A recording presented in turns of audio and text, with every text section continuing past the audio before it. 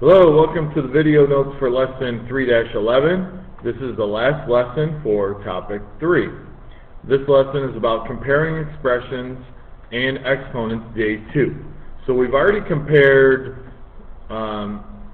expressions with exponents in the last lesson, and basically we were looking for equivalent expressions. So the learning target for this lesson, very similar. I can write expressions with exponents in equivalent forms. Now, the forms that we're going to be dealing with this time is different than the previous lesson. We can use the laws of exponents to write equivalent expressions with different bases. Now, it says different bases, but what we really need to do is learn how to convert to a different base. And then on the next page, so this begins on page 51 in your notes. On page 52, we'll learn how to compare them. Alright, so let's start with the first couple of examples. Write an exponential expression equivalent to 27 to the third power. So, what we're going to do is, we're going to look at this expression and say, alright, I have 27 to the third power. How can I change this base? Now you can either go up or down, but I think it's easier to make it a smaller base. 27, if you look closely, you probably can recognize that 27 is equal to 3 to the third power. So really what we have here, when we have 27 to the third power, is 3 to the third, that's 27, raised to the third power. So we're raising a power to a power. Well, when we do that, remember we multiply the exponents. So 3 to the third times 3, which equals 3 to the 9th. So what are we really talking about here? So this is what we get when we change the base. Actually, let me start with the original expression. 27 cubed is really the same as 3 to the 9th. Alright? Okay. Now, that's our final answer. Let's take a look at the next one. Write an exponential expression equivalent to 25 to the fourth power.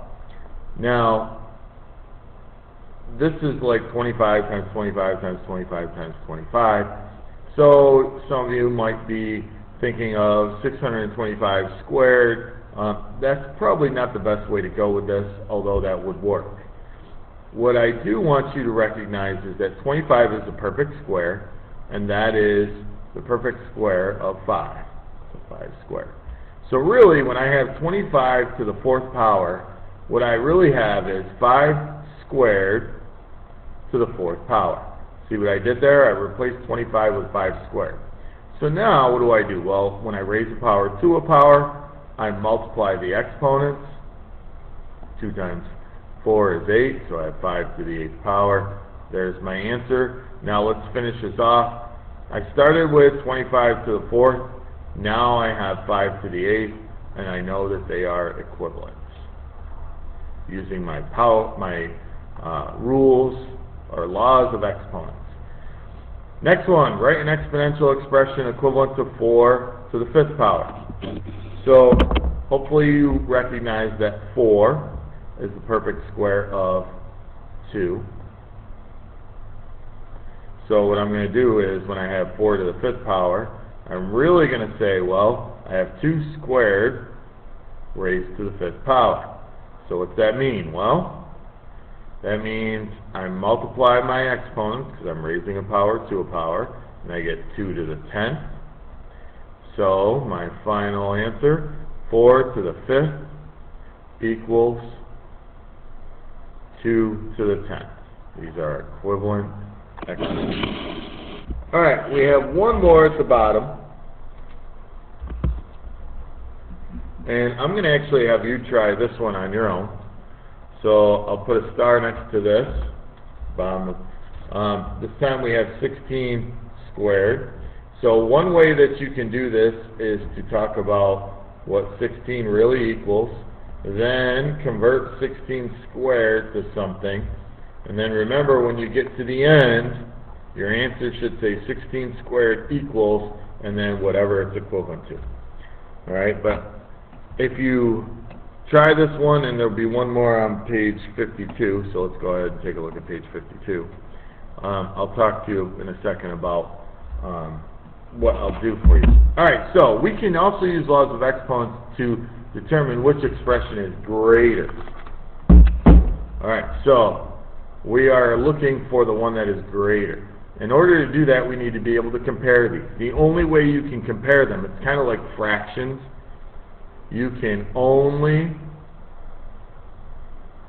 compare when bases are the same.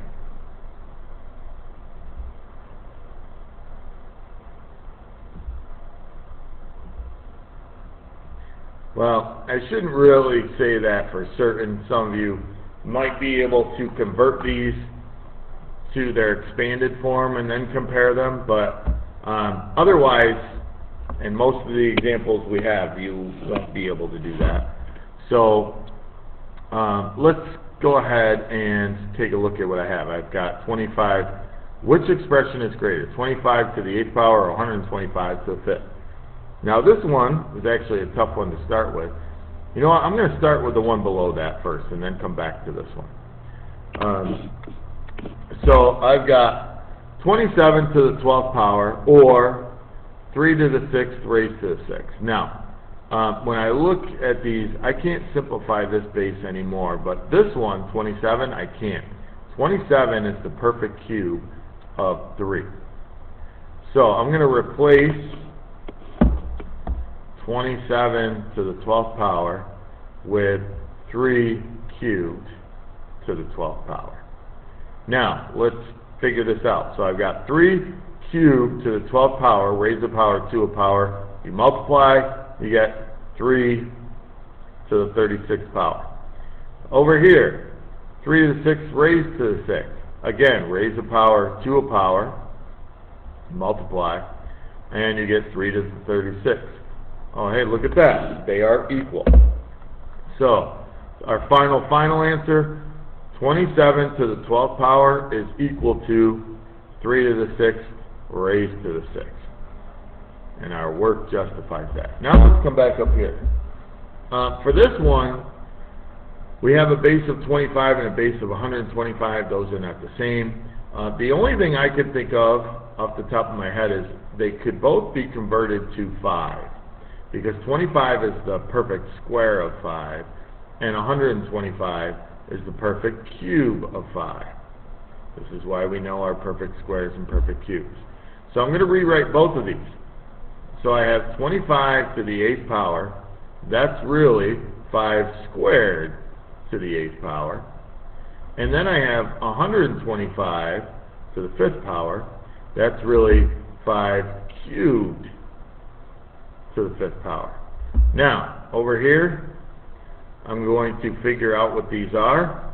So 5 squared to the 8th, raise the power to a power, so I multiply my exponents, and you get 5 to the 16th. 5 cubed raised to the 5th, multiply your exponents, you get 5 to the 15th. Obviously, this one is larger. Backtrack, see which one it is, 25 to the 8th. So, 25 to the 8th power is greater than 125 to the 5th power. Dun dun dun. It's amazing, isn't it? Alright, I'm going to have you try this one on your own. The next one. I think you should be able to tell that you'll want to convert the 16 to a base of 4. So 16 to the 6th is going to be converted to something. I would figure out what 16 converts to. It should be pretty easy. Then compare them, see which one is larger. One of them is, they are not equal. Alright, I'm going to clear the screen. Last problem, let's take a look at the one at the bottom. Alright, which expression is greater, 2 to the 10th or 4 to the 8th over 2 squared? So we're going to have a lot of stuff to do here. First, I'm going to convert this 4 to the 8th to a base of 2. 4 is 2 squared. So 4 to the 8th is really 2 squared to the 8th. So 2 squared to the 8th, I'm going to multiply the exponents, and I get 2 to the 16th. Now, let's plug it back into this. I've got 2 to the 16th over 2 squared. So really, that's 2 to the 16th minus 2, which is equal to 2 to the 14th. So, which is larger, 2 to the 14th or 2 to the 10th? Obviously, 2 to the 14th, so this one is larger. So, 4 to the 8th power over 2 squared is greater than 2 to the 10th. Alright, that's it for this lesson. It can be a little confusing, so it's really important for you to practice. If you had trouble with this, go back and watch the video again. Or come and see me for help. Good luck, and we'll see you in math.